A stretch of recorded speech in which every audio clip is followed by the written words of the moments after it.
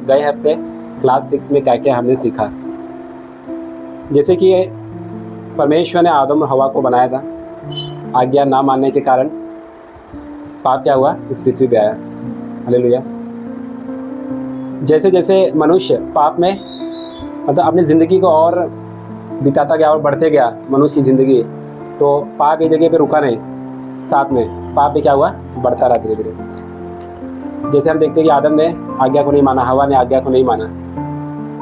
खाली स्टार्टिंग में आज्ञा को न मानने के कारण पाप है, लेकिन आगे हम देखते हैं कि केन ने क्या किया, अपने भाई का क्या किया, हत्या किया। तो इससे जो पाप है, जो इसका रूप है, वो कितना बढ़ते गया और ये बढ़ते ही जा रहा है। क्या हो रहा है?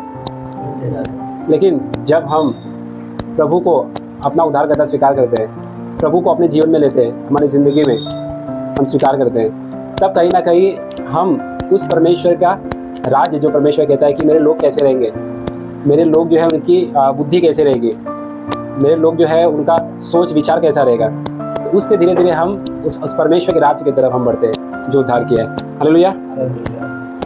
क्योंकि जैसे पृथ्वी में पाप बढ़ा, वैसे क्या हुआ, पाप भी बढ़ा और लोग भी पाप में बढ़ते जाए। उनकी जो बुद्धि थी वो क्या होगी, भ्रष्ट हो गई। कहते हैं परमेश्वर के खिलाफ था, परमेश्वर नहीं चाहता था। तो यही खिलाफ के लिए बहुत लोग सवाल पूछते कि खाली इसके लिए परमेश्वर ने इस पृथ्वी को क्यों क्या किया, जल से क्या किया, तबाह किया। हालेलुया। क्योंकि नीति वचन में कहता है कि सुंदरता क्या है, व्यर्थ है और कुछ समय के लिए। परमेश्वर जो चीज़ को नहीं चाहता था करने के, लोग ने वही किया। हालेलुया। और दूसरा ये है कि पृथ्वी पे दानव रहते थे पहले, जो उनके बच्चे जो उत्पन्न होते थे वो क्या, वो सूरवीर होते थे। जैसे हम गोलियत के बारे में पढ़ते हैं, गोलियत भी क्या था, वो हट्टा कट्टा 13 फुट का मनुष्य था, हट्टा कट्टा, और उससे बहुत सारे ताकत थे। और इससे और यीशु नम्र और हृदय से दीन है। नम्रता वो शक्ति है जो नियंत्रित है। इन लोगों के पास बड़ी शक्ति थी क्योंकि वे शक्तिशाली और प्रसिद्ध थे, लेकिन वे अपने साथी पुरुषों के प्रति उचित तरीके से खुद को नियंत्रित नहीं कर सकते थे। मतलब कि किसी को कंट्रोल करना, ये हमें प्रभु से सीखना चाहिए। क्योंकि जो जितना बड़ा होता है, जैसे बोलते हैं कि फटाक से पास्टर नहीं बनना चाहिए, इसमें उदाहरण लिखा था। क्योंकि जो जल्दबाजी में काम होता है उसमें बहुत गड़बड़ी होती है, हड़बड़ गड़बड़ जिसको बोलते हैं। तो इसके लिए एक उदाहरण दिया कि जैसे ट्रक है, बड़ा है, तो उसको संभल के सही तरीके से जाना पड़ता है। क्योंकि थोड़ा भी नुकसान हो गया, यहाँ वहाँ कर दिया, तो छोटी गाड़ी जो बाइक वाला क्या है, कुचला जाएगा, बहुत सारे एक्सीडेंट हो सकते हैं। तो वैसे ही जो बड़े लोग हैं वो दूसरे को दबाते हैं, दूसरे की तो प्रभुता करते हैं, लेकिन हमारा प्रभु हमें क्या सिखाता है, नम्र सिखाता है। हालेलुया। बाहरी बुरे काम बुरे दिल और दिमाग से आते हैं। हमने कई बार सीखा है स्पिरिचुअली वॉरफेयर में, जब आत्मिक युद्ध हम पढ़ रहे थे, उसमें हमने सीखा कि बाहर से देखा हुआ जो कार्य हमारे दिल में जो वो उत्पन्न होते हैं, और वही चीज़ हम देखेंगे तो वही चीज़ करने का क्या होता है, मन करता है। तो उस चीज़ से हमें बचना है, बाहरी की बुराई से हमें क्या करना है, सदा बचना है। और चौथा पॉइंट है कि यहोवा पृथ्वी पर मनुष्यों को बनाने से क्या किया, पछताया। परमेश्वर जब इस पृथ्वी को बना रहा था तो उसने कहा कि सब कुछ अच्छा बनाया है, लेकिन क्यों परमेश्वर यहाँ पछताता है? कोई जो उसके अपने स्वरूप और समानता में बनाया, लेकिन अब जैसे जैसे आबादी बढ़ रही है, वैसे वैसे दुष्टता की मात्रा और दुष्टता की गहराई भी बढ़ती जा रही है। वे वैसे ही दुखी होता, और जैसे पुत्र के भटक जाने से पिता क्या होता है, दुखी होता है। तो और यहोवा पृथ्वी पर मनुष्यों को बनाने से पछताया, और वह मन में अत्यंत क्या हुआ, खेदी हुआ। लेकिन यहाँ पे हम देखते हैं कि परमेश्वर पछताया क्यों? क्योंकि हमारे गुनाहों के कारण जो परमेश्वर से लोग क्या हो रहे थे, दूर हो रहे थे। उनके मन में, उनके विचार में जो विचार आ रहे थे वो भी बहुत बुरे आ रहे थे। पाप के कारण परमेश्वर क्या किया, इस पृथ्वी को नष्ट करने के लिए सोचता है। तो कहीं ना कहीं कि अगर कोई मेरा प्यारा है, मैं उसको खो दूंगा, तो कैसे आगे एक दुख होता है। हालेलुया। सबको एक फीलिंग आता है कि जो अभी अब्राहम था, इसहाक को लेके गया बलि देने के लिए, लेकिन उसके दिल में भी कहीं कहीं खा था कि चलो अच्छा परमेश्वर के लिए मैं इसको क्या कर रहा हूँ, दे रहा हूँ। हालेलुया। जब आदमी अपनी कीमती चीज़ें जब देता है, जिसको वो अपने पास में रखता है, तो कहीं ना कहीं क्या होती है, तकलीफ होती है। आमीन, प्रेज़ द लॉर्ड। लेकिन आगे हम पढ़ते हैं, क्योंकि परमेश्वर का जो निगाह है हमेशा किसी धर्मी के ऊपर क्या रहता है, बना रहता है। वो कभी नहीं छोड़ता, वो ढूंढता है कि कौन सा व्यक्ति है जो मेरे कार्य को, मेरे इस राज्य में मेरी मदद कर रहा है। हालेलुया। मतलब उसके रास्ते पे चल रहा है, परमेश्वर के रास्ते पे चल रहा है। तो उस चीज़ को, उस व्यक्ति को परमेश्वर क्या करता है, अपने दिमाग में रखता है, अपने ध्यान में रखता है, उसकी नज़र आपके ऊपर हमेशा रखती है। और हिंसा और भ्रष्टाचार ने पृथ्वी को भर दिया। जैसे हम पढ़ते हैं कि उस समय पृथ्वी परमेश्वर में दृष्टि में बिगड़ गई थी और उपद्रव से भर गई थी। फिर परमेश्वर क्या कहता है आगे कि नूह को बोलता है, नूह क्या बना, एक जहाज बना। और जब नूह जहाज बनाया तो वहाँ पे हम परमेश्वर की आज्ञा को देखते हैं कि जैसा जैसा परमेश्वर ने कहा था, नूह ने क्या किया, वैसे वैसे किया। जहाज देखते कि वो जहाज बना हुआ था, काफ़ी अच्छा एग्जाम्पल दिया हमें कि ना उसमें वो कुछ पैडल मारने वाला कुछ बना था, कुछ नहीं बना था। एक नॉर्मल जैसा जहाज रहता है, उसमें मोटर वोटर कुछ नहीं लगा था, कुछ भी नहीं था, एक सिंपल साधारण जहाज था। क्योंकि उसको चलाने वाला नूह नहीं था, परमेश्वर चलाने वाला था। उसको द्वार को भी बंद करने वाला कौन था, परमेश्वर ही। कब खोलना है, कहाँ इसको उतारना है, कब बंद करना है, सब नियंत्रण कौन कर रहा था, परमेश्वर कर रहा था। और अब आगे बढ़ते हैं कि सवाल है कि कौन से लकड़ी का जहाज बनाने के लिए कहा गया था। बहुत ही अहम सवाल है, काफ़ी पढ़ते हैं कि ना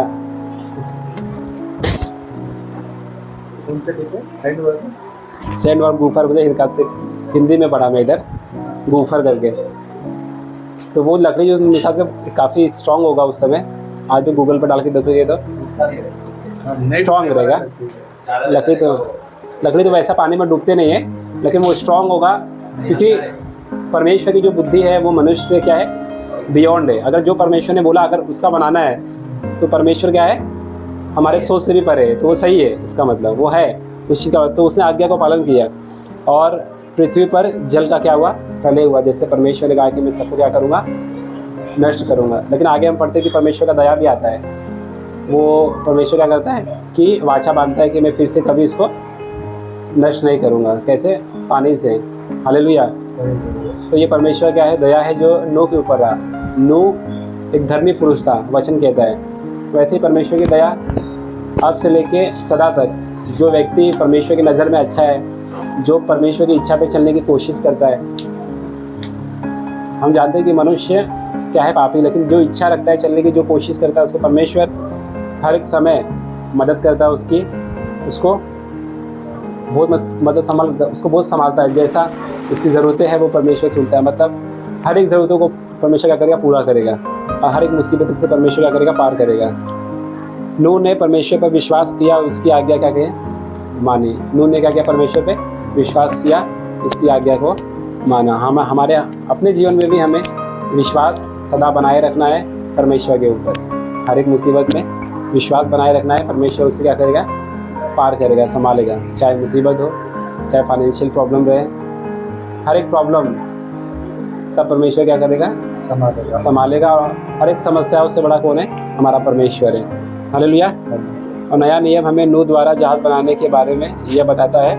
विश्वास के कारण ही नूह जब उन बातों की चेतावनी दी गई तो उसने देखी तक नहीं थी, तो उसने पवित्र भयपूर्वक अपने परिवार को बचाने के लिए एक नाव का निर्माण किया। उसने विश्वास ही से उसने इस संसार को दोषपूर्ण माना और उस धार्मिकता का उत्तराधिकारी बना जो विश्वास से आती है। हालेलुया। विश्वास से क्या आती है, धार्मिकता, जो परमेश्वर पे जो क्या करता है, विश्वास करता है। हालेलुया। अगर हमारा दिल दिमाग परमेश्वर के ओर रहेगा तो हम परमेश्वर में सदा चल सकेंगे अच्छे तरीके से। हालेलुया। तो एक शॉर्ट में 2 मिनट में मैं ख़त्म करता हूँ, बाकी का जो है वो बदल लेंगे। कि यहाँ पे हम देख सकते हैं कि जैसा परमेश्वर ने आज्ञा कहा था वैसा नूह ने क्या किया, परमेश्वर की आज्ञा को माना।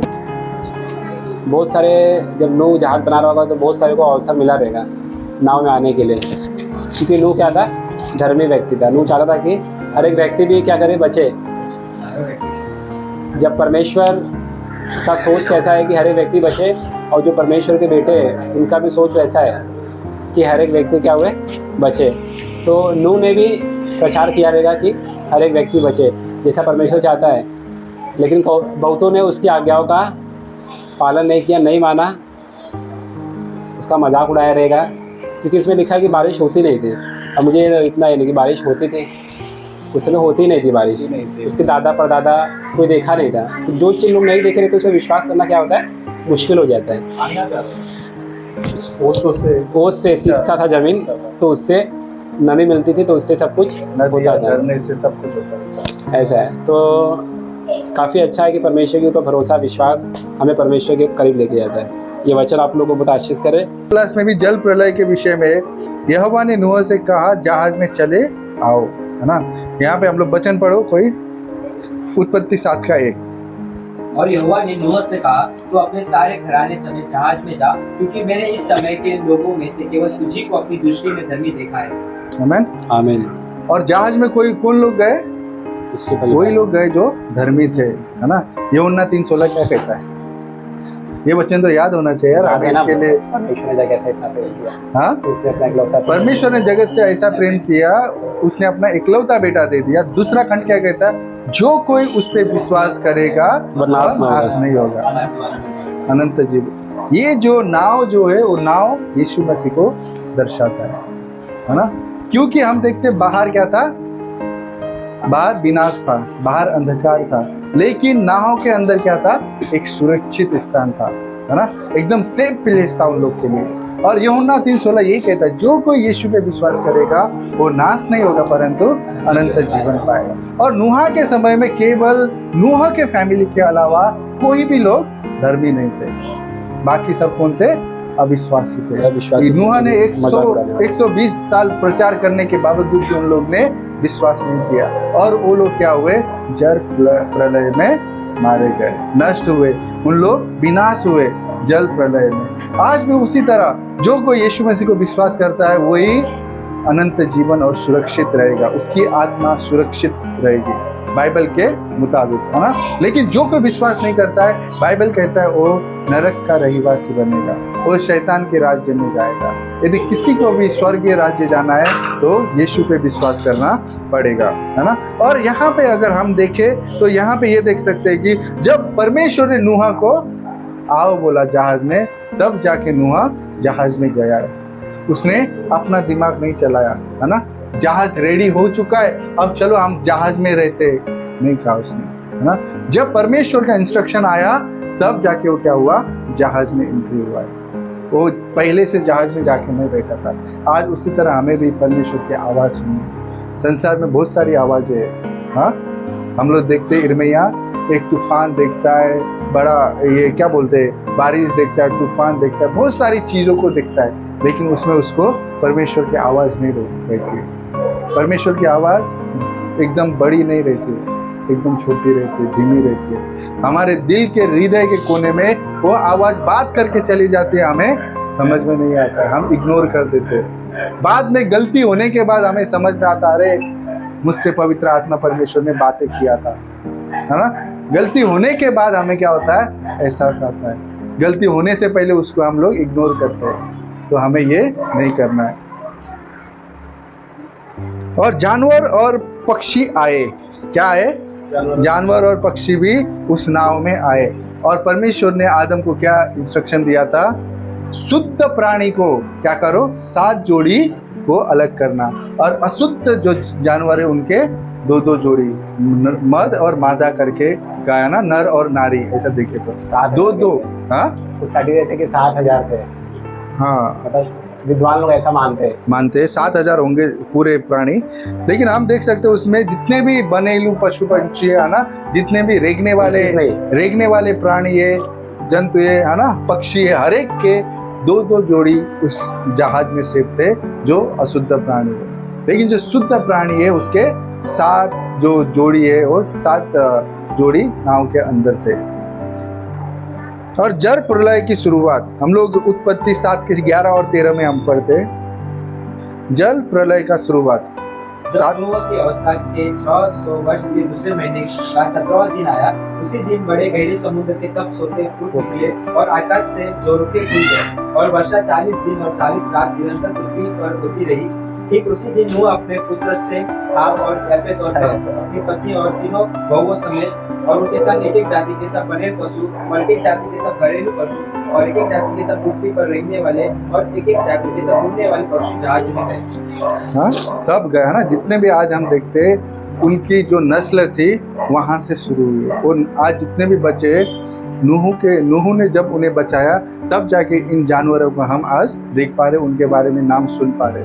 नहीं तो ये जानवर अगर नूह तभी उस जहाज में उनको आने नहीं देता, परमेश्वर की बातों को नहीं मानता, जहाज नहीं बनाता, तो ना इंसान रहता था ना एक भी जानवर रहते थे, है ना। केवल हमें समुद्र के प्राणी दिखते थे, मच्छी रहते थे, है ना। और हर प्राणी मर गया, पूरी पूरी पृथ्वी जल प्रलय में डूब गई। हम लोग 7 के 19 और 20 में पाते हैं, है ना।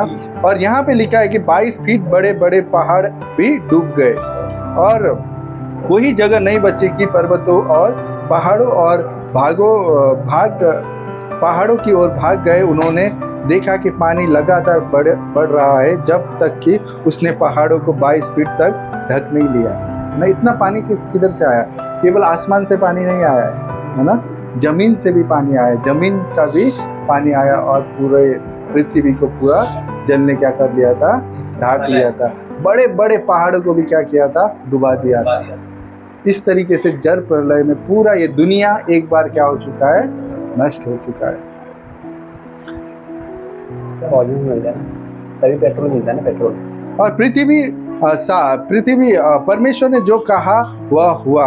7 के 24 में हम कहते हैं और जल प्रलय पृथ्वी पे 150 दिन तक प्रबल रहा ना। 40 दिन 40 रात तक क्या हुआ?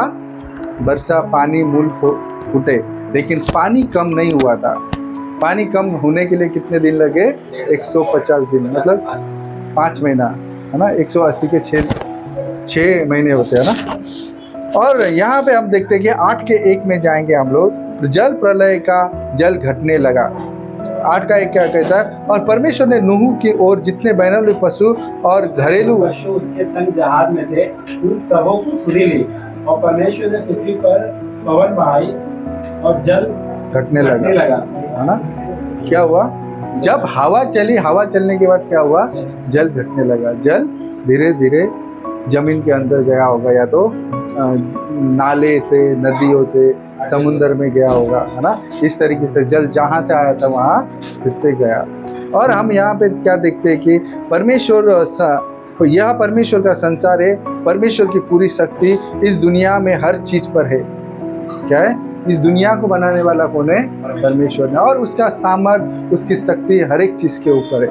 और जिसको जो बोलेगा वो चीज होगा, क्योंकि उसके कंट्रोल में, उसके नियंत्रण में, है ना। वो कुछ लोग सच में परमेश्वर के इशारे के बिना कुछ भी नहीं होता है, क्योंकि परमेश्वर जो है वो पूरे दुनिया को चलाता है। उसकी उंगली के इशारे में पूरा ब्रह्मांड चलता है ना। उसने हर एक चीजों को क्या किया है? उनके स्थानों में रखा है ना। जो सूरज को हम देखते हैं वो सूरज पृथ्वी से 10 गुना बड़ा है। हाँ, इतना बड़ा सूरज है। उसके किरण आज दोपहर अभी 52 सेल्सियस 50 सेल्सियस गर्मी बढ़ा जाता है। हाँ, इतना धूप बढ़ा था। 50 सेल्सियस में हम लोग एकदम क्या हो रहे थे? लोग मर रहे थे। यूरोप में कितना 42 43 डिग्री गर्मी हुआ, धूप चढ़ा, तो वहाँ के लोग क्या हुए? मरने लगे, यूरोप के लोग, क्योंकि वहाँ पे क्या ठंडी है ना, उन लोग -डिग्री में रहते हैं, उनको उतना गर्मी सहन है। और हम लोग 50 डिग्री में चाय पीते हैं गरम चाय पीते हैं। हाँ, इस तरीके के हम लोग है ना, क्योंकि हम लोग वैसे माहौल में रहते, वैसे वातावरण में रहते, लेकिन वहाँ के लोग नहीं रहते, क्योंकि यूरोप में बहुत सारे लोग मरे बोलते हैं। 46 डिग्री था खाली, ज़्यादा नहीं था। यहाँ 52 तक हुआ था। बीच में सरकार ने एक योजना बनाई थी कि दोपहर के 2 से लेकर 4 बजे तक कोई बाहर ना निकले। एक क्या बोलते, नियम बनाया था, रूल चल रहा था ना। और यहाँ पे हम लोग देखते हैं कि इसके बाद पर नूह ने क्या किया? जहाज से एक कौवे को भेजा बाहर का माहौल देखने के लिए, है ना। और कौवा वापस आया और पृथ्वी में तो पानी सब भरा था, कौवा कहाँ रुक रहा रहेगा? हाँ,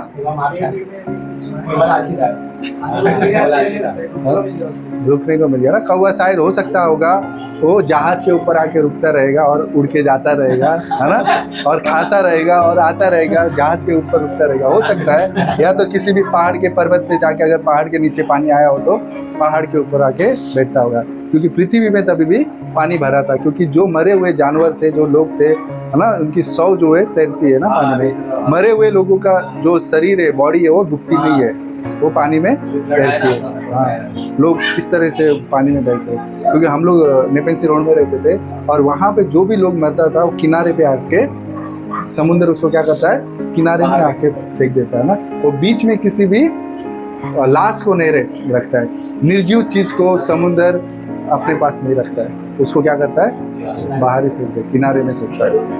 और हम देखते हैं कि उस तरह पानी में कोई भी सजीव चीज डूबता है, जब वो मर जाता है, उसमें जान नहीं रहता, तो वो ऊपर तैरता है। और कबूतर को भी उड़ाया, है ना, तो कौवा नहीं आया तो नूह ने क्या किया, कबूतर को उड़ाया, और कबूतर क्या हुआ, उड़ा, शाम को वापस आ गया, और उसको रुकने के लिए कहीं भी जगह नहीं मिला। और उसने 7 दिन रुका, 7 दिन रुकने के बाद और कबूतर को उसने क्या किया, छोड़ा, और कबूतर क्या हुआ, फिर से आ गया, और वो 7 दिन रुका, उसके बाद कबूतर को छोड़ा, फिर कबूतर आया नहीं, क्योंकि कबूतर को रुकने के लिए जगह मिल गया रहेगा। तो उसके बाद स्नेक को क्या लगा, शायद जल सूख गया है बाहर का, और जब परमेश्वर ने कहा तुम बाहर निकलो, तब जाके नूह बाहर निकला। भले उस जहाज को बनाने के लिए नूह ने सारा मेहनत किया था, क्या किया था, सारा महीना, लकड़ा भी, है ना, कीला, हर एक चीज को उसने इकट्ठा सामान को किया परमेश्वर के इंस्ट्रक्शन के द्वारा। हाँ, तो उसको बनाने को 100 साल से भी कितना ज्यादा समय लगा। उस नाव को बनाने के लिए कितना, 100 साल से भी ज्यादा समय लगा। और हम यहाँ पे देखते हैं उसको कितना निराशा झेलना पड़ा रहेगा, है ना, 100 साल से भी ज्यादा। आज हम लोग जो जब छोटे थे तभी हमने सुना होगा यीशु मसीह आने वाले हैं हमें लेने के लिए। 2012। हाँ, सुना है ना, सब लोग चर्च में जाते तब से सुन रहे ना। लेकिन हमें उसका जिस तरह नूह ने पेशेंस रखा ना, जिस तरह नूह ने धीरज धरा, उसी तरह हमें भी धीरज धरना है। आज से कई साल पहले के लोग भी वही सुन के आ रहे हैं, यीशु मसीह हमें लेने आने वाला है, लेकिन आया नहीं। क्यों नहीं आया है? क्योंकि सारे जगत तक उसका सुसमाचार सुनाया नहीं गया। बहुत सारे लोग अभी भी नरक जाने वाले हैं। परमेश्वर नहीं चाहता है कि लोग उनका सुसमाचार ना सुनकर वो नरक जाए। परमेश्वर चाहता है कि उनका सुसमाचार उन तक पहुंचे और वो अपनाए ना अपनाए उनकी खुद की सो इच्छा है, लेकिन उन तक परमेश्वर का सुसमाचार पहुंचना परमेश्वर का क्या है, एक योजना है। वो चाहते हैं। नरक मनुष्य के लिए नहीं बना है ना, नरक मनुष्य के लिए नहीं बना है। और परमेश्वर चाहता है कि हर एक मनुष्य स्वर्ग में आएगा, उसके राज्य में आएगा, उसके साथ संगति करेगा, उसको महिमा देगा। ये परमेश्वर इच्छा रखता है और उस इच्छा के लिए उसने यीशु मसीह को क्या किया, क्रूस पे मरने के लिए दिया है ना। और नूह में हम देखते हैं, अगर नूह धर्मी नहीं होता तो आज इंसान की नस्ल नहीं होती थी, लेकिन नूह धर्मी निकला, उसके वजह से आज मनुष्य जाति है। और उस नाव के अंदर वही लोग पहुंचे जो लोग धर्मी थे, जो लोग परमेश्वर के साथ संबंध बनाए हुए थे, परमेश्वर की आराधना करते थे। वो अलग है, लेकिन लोग नहीं होने के बाद भी इंसान को बहुत कामों के लिए लोगों की जरूरत होती है ना। उसको घर बनाना पड़ा होगा, उसको खेती बनानी पड़ी होगी, है ना। तो बहुत सारे चीजों का निराशा भी होता है। और नूह जहाज में से बाहर निकला। हम लोग उत्पत्ति 8 के 15, 16, 17 में पढ़ते हैं, नूह जहाज से बाहर निकला। तब परमेश्वर ने नूह से कहा, तू अपने पुत्रों पत्नी और बहुओं समेत जहाज में से निकला। क्या पक्षी, क्या पशु, क्या सब भांति के रहने वाले जंतु जो पृथ्वी पर रहेंगे, जितने शरीरधारी जीव जंतु तेरे संग है, उन सबको अपने साथ निकाल ले। आज की पृथ्वी पर जिससे बहुत बच्चे उत्पन्न हो और वे फूले फले पृथ्वी पर फैल जाए। आमेन। नूह को क्या बोला, अब आदम को क्या बोला था? आदम और हवा को फलो फूलो और आबाद हो, है ना, बढ़ते जाए, है ना, पृथ्वी में फैल जाओ। वही आशीष परमेश्वर ने नूह को भी दिया। अभी नूह वो इंसान था जिसके द्वारा मनुष्य जाति का आगे बढ़ने वाला था। मनुष्य जाति नूह के द्वारा फैलने वाली थी। नूह वो इंसान था, है ना। नूह के 3 बेटे, आदम अकेला था। यहाँ पे नूह के साथ 4 लोग हैं, है ना। नूह और कितने साल जिया?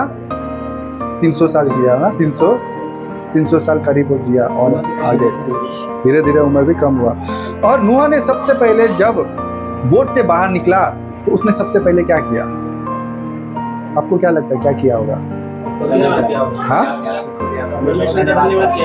उसने सबसे पहले बेदी बनाई, है ना। उसने अपना घर नहीं बनाया, उसने काम करने नहीं गया, उसने सबसे पहला घर बेदी बनाया। तो जब नूह ने परमेश्वर के लिए बेदी बनाया और वहां पे उसने बलि दिया, सैक्रिफाइस दी, किससे दिया? वो 7 शुद्ध पशुओं की। संसार में केवल 7 जोड़ी थे शुद्ध, हाँ 7 जोड़ी थे। उन 7 जोड़ी में से शुद्ध पशुओं को लेके उसने क्या किया? परमेश्वर को दिया। तो अशुद्ध के 2 जोड़ी थे, शुद्ध के 7 जोड़ी को उसने बोट में रखा था, नाव में रखा था, है ना। तो उसने सबसे पहले ना अपना घर बनाया, ना अपने लिए सोचा, लेकिन सबसे पहले नूह ने परमेश्वर के लिए बेदी बनाया और वहां पे परमेश्वर को सुगंध बलि दिया, है ना। और यहाँ पे वचन क्या कहता है? उत्पत्ति 8 के 21 में, उत्पत्ति 8 का 21। इस पर यहोवा ने सुखदायक सुगंध पाकर सोचा, मनुष्य के कारण मैं फिर कभी भूमि को शाप न दूंगा। यदि मनुष्य के मन में बचपन से जो कुछ उत्पन्न होता है वह बुरा ही होता है, तो भी जैसा मैंने सब जीवों को मारा है वैसा उनको फिर कभी न मारूंगा। आमीन। देखे क्यों परमेश्वर ने अपने वादे को बदला? तो जब नूह ने परमेश्वर को बलि दिया, परमेश्वर के लिए बेदी बनाया, है ना। क्या हम अपने जीवन में वो बेदी बनाते हैं? मैं सबसे पहले प्रथम स्थान परमेश्वर को दूंगा। मैं सबसे पहला जो मेरा सैलरी होता है उसका एक अंश निकाल कर मैं परमेश्वर चर्च को दूंगा, ताकि हम आज स्वर्ग में नहीं दे सकते, है ना, जला नहीं सकते। आज हम किसी भी चीज़ को बलि नहीं चढ़ाते, ना बकरा काटते, ना मुर्गी काटते, ना कबूतर काटते, कुछ भी नहीं काटते। आज हम परमेश्वर के लिए बलिदान क्या दे सकते हैं? हाँ, धन्यवाद की भेंट चढ़ाता है। और हम जो कमाते हैं वो कमाने का हिस्सा वो उन चर्च में देके, है ना, 10% जितना भी है, ज़्यादा भी दे सकते हैं। अनुग्रह में कोई भी सीमा नहीं है। ये 10% पुराने नियम में था, लेकिन जब अनुग्रह हमने पाया है, आज आप और मैं किसी भी कानून का फॉलो नहीं कर रहे, है ना। कोई भी 613 जो आज्ञा थे उन आज्ञाओं का हम पालन नहीं कर रहे, लेकिन आज हम अनुग्रह के वजह से हम परमेश्वर में हमने उद्धार पाया है। अनुग्रह ही से तुम्हारा उद्धार हुआ है, इफिसी 2 के 8 में हम पाते हैं। तो इसके लिए आज हमें जब हम देते उसका सीमा नहीं है, 10 से भी अधिक दे सकते हैं हम लोग, है ना। यदि हमारे पास कैपेबिलिटी है, हम परमेश्वर पर विश्वास करते हैं, निर्भर होते हैं, मुझे परमेश्वर देगा, मुझे परमेश्वर और आशीष करेगा, मैं मेरे धन संपत्ति, मेरे ताकत, मेरे बलबूते पर नहीं पर उस पर निर्भर होऊंगा सोचते, तो हम उसको दे सकते हैं चर्च के लोगों को। क्यों? आज परमेश्वर की सेवकाई कहाँ से होती है? चर्च के द्वारा होते हैं ना। बहुत सारे लोग मिनिस्ट्री छोड़ रहे, क्यों? पैसा नहीं होने की वजह से। बहुत सारे पास्टर अपने परिवार का पालन पोषण नहीं करने की वजह से, अपने बच्चों को स्कूल का फीस नहीं देने की वजह से मिनिस्ट्री से यू टर्न ले रहे हैं, है ना। यदि हमारे पास पैसे, हम उनको सपोर्ट कर सकते हैं, क्योंकि यदि हम तो वो सेवा नहीं कर सकते, लेकिन हमारे पैसे के द्वारा वो सेवकाई कंटिन्यू हो सके ना, ये हृदय हमें होना चाहिए। आज से पहले इतने मिशनरी क्यों निकलते थे? आज से 60-70 साल पहले विलियम कैरी इंडिया में कैसे आए? उसको सपोर्ट करने वाले लोग थे, है ना। उसी तरह जितने भी मिशनरी है वो दूसरे देशों में जाके उन्होंने सेवकाई की, उनको सपोर्ट करने के लिए वहाँ पे उनका चर्च खड़ा था, हर एक चीज़ों के लिए। इसके लिए हम भी छोटे झुंड में भी हम भी लोगों को सपोर्ट कर सकते हैं। हम खुद नहीं कर सकते, लेकिन हम जो चीज़ कमाते हैं उससे हम लोग लोगों को सपोर्ट कर सकते हैं, है ना। तो ये चीज़ परमेश्वर चाहता है, प्रथम स्थान। हम अपने चीज़ों में से कुछ प्रथम स्थान परमेश्वर को दें। हो सकता है अपना समय, हो सकता है हमारी सैलरी, हो सकता है हमारे बुरे आदतें, हो सकता है हम जिन चीज़ों में उलझे हुए वहाँ से निकल के परमेश्वर के पास जाए, है ना। हमारा जॉब भी हो सकता है, हर एक चीज़ हो सकता है जो परमेश्वर को महिमा देने से हमें रोक रहा है। जो भी चीज़ हमें रोक रहा है उसे हमें परमेश्वर को प्रथम स्थान देना हमें सीखना है। नूह ने क्या किया? अपने बारे में नहीं सोचा, है ना। और जहाज से निकले हम जल्दी से मुर्गी बना के खाते नहीं सोचा, है ना। एक बकरा हलाल करते और उसको मस्त से बना के खाते, ये नहीं सोचा। उसने क्या सोचा? परमेश्वर को बलि देते, परमेश्वर को प्रसन्न करते, परमेश्वर की महिमा करते, उसकी आराधना करते, ये सोचा। ये चीज़ परमेश्वर को क्या हुआ? भाया। ये चीज भाने के द्वारा परमेश्वर ने मनुष्य पर फिर से मैं ये विपत्ति नहीं डालूंगा कहा। इसके लिए परमेश्वर ने आज अपने बेटे को भेजा, उसने आज आप और मैं उद्धार के क्या हुए, हकदार हुए। नहीं तो नूह की तरह, नूह के समय के बाकी लोगों की तरह आज आप और मैं भी नरक जाते थे, वहां पे विनाश होते थे, है ना। ये यूहन्ना 3:16 में क्या, जिसने जो कोई विश्वास करेगा वो अनंत जीवन पाएगा, बाकी लोग क्या होंगे, नाश होंगे, नष्ट होंगे। तो वो लोग बाहर के लोग क्या हुए, नष्ट हुए।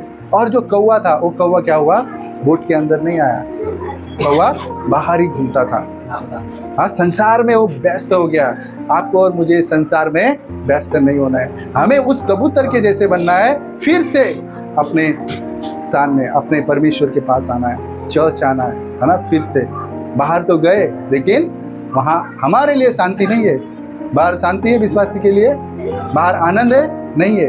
तो आप और मैं केवल चर्च, परमेश्वर की उपस्थिति, परमेश्वर के पास आप और मैं वो शांति को पा सकते हैं, आप और मैं उस आनंद को पा सकते हैं, संसार में नहीं।